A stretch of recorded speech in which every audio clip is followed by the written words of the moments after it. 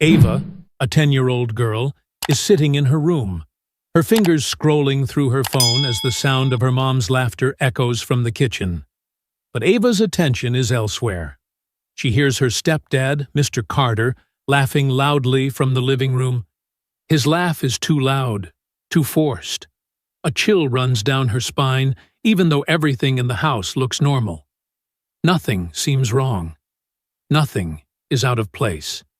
Yet, she feels it.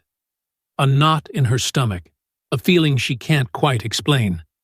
It's a sinking feeling, the kind that always appears before something bad happens. Mr. Carter, calling from the living room, his voice bright but with an undertone of something Ava can't place. Ava, honey, come on out. I want to show you something. Ava hesitates. It's the same thing every day. He calls her out, makes some comment, and expects her to laugh along with him. But today, she just feels wrong. She forces a smile and stands up, hoping maybe this time it'll be different. Maybe he won't be so weird today. Ava, thinking to herself, walking towards the door, her heart pounding. I don't know if I want to go. Something's off today, but I'll just go out there. Maybe I'm overthinking it. She opens the door and steps into the hallway, her footsteps echoing against the silence of the house. It feels too quiet, too still, like something's waiting to happen. Ava's mind drifts back to the day her mom met Mr. Carter. Everything was so perfect at first. Her mom had been so happy, so hopeful. Ava, unsure but wanting to be supportive, watched as they got closer. At first, Mr. Carter was kind and charming. Everything a man should be. He seemed to care, like he genuinely wanted to be part of their family. Ava, thinking to herself, her mind wandering as she watches Mr. Carter on the couch, his eyes glued to the TV.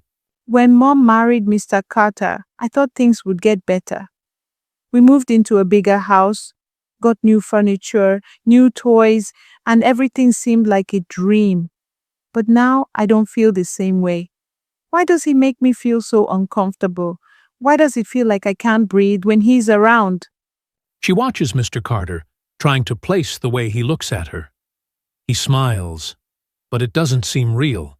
It's too wide, too focused on her. His eyes linger a little too long.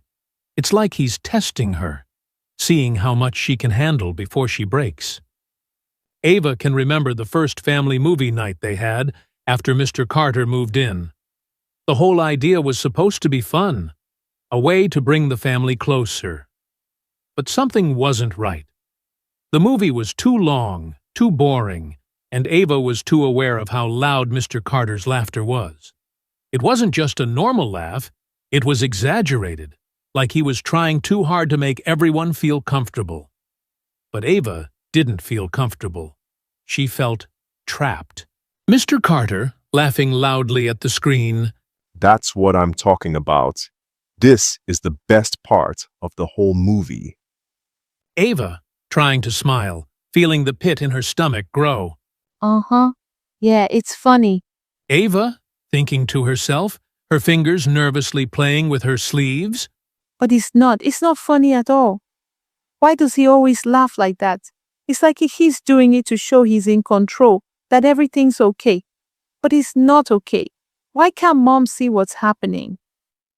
She tries to push the feeling away, but it lingers. It's like a shadow that won't leave her alone.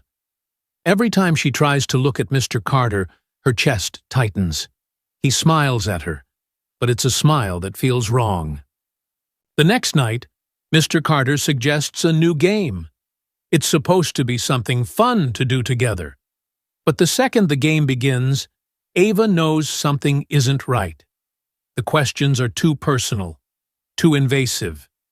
Every time Mr. Carter asks her something, she feels uncomfortable, her skin crawling with unease.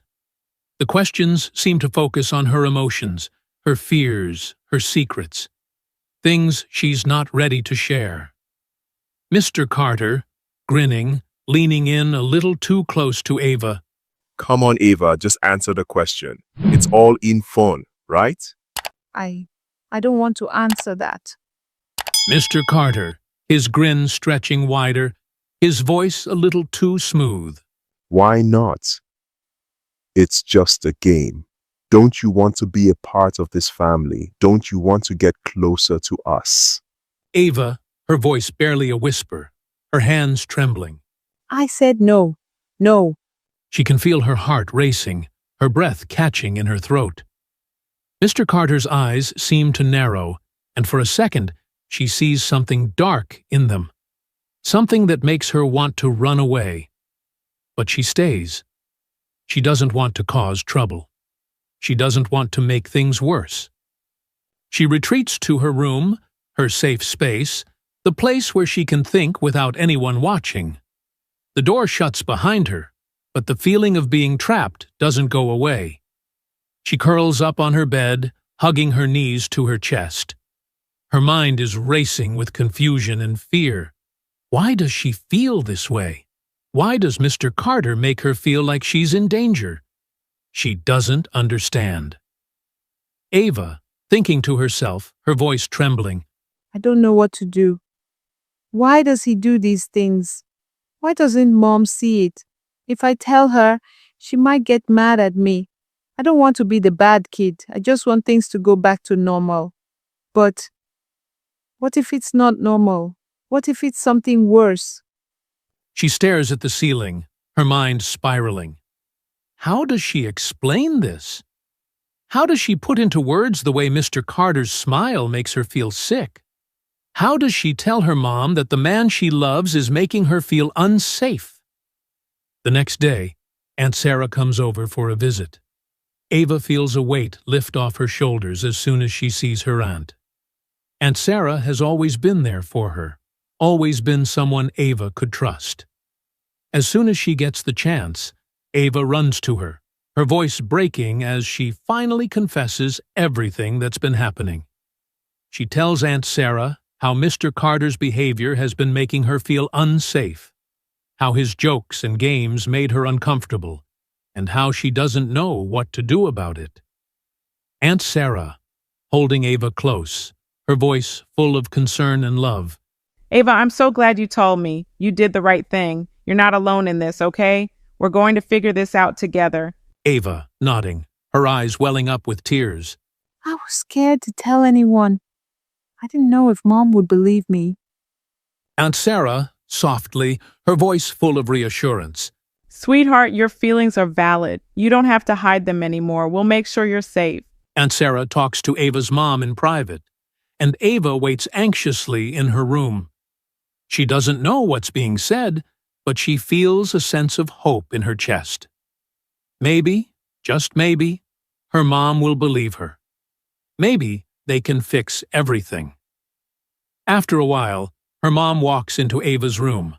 Her face is a mix of concern, anger, and love. Ava knows it's coming, the conversation she's been dreading but also needing. Ava's mom, sitting down next to Ava, her voice soft but serious. Sweetheart, I had no idea. I'm so sorry you've been feeling like this. I didn't see it, but now that you've told me, I'm going to make sure you're safe. I promise you that. Ava, sniffling, wiping her eyes. I didn't want to cause problems. I didn't want you to be upset with me. Ava's mom, hugging her tightly.